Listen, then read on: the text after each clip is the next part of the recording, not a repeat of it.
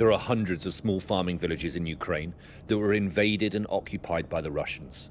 This is the story of just one of them. Bohdanivka, on the road north out of Kyiv.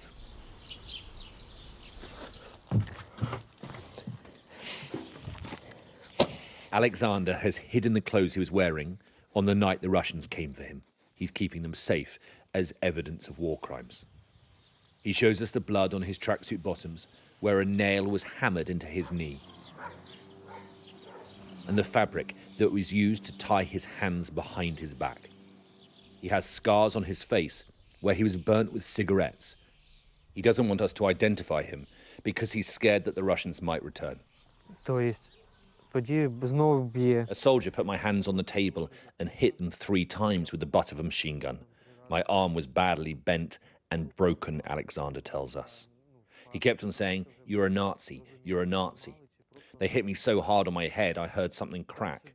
There was so much blood on the floor that a soldier slipped in it. My nose was broken. Then they threatened to cut my tendons and kill me.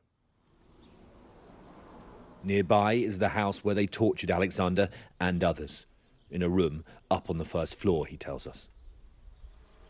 It is just a few doors down from the village school, well, what's left of it now. This became the main Russian base when they occupied the village. Every single room has evidence of rampant depravity. Там в кінці туалет, але туди стидно мені вас вести.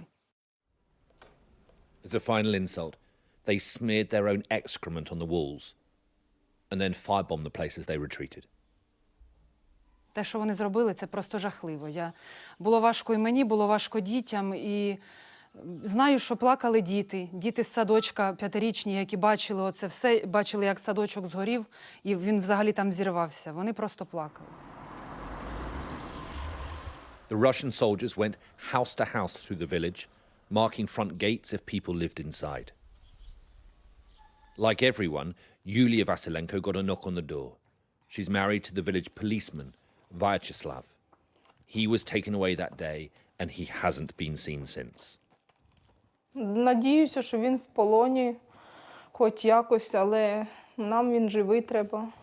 Потрібен він живий.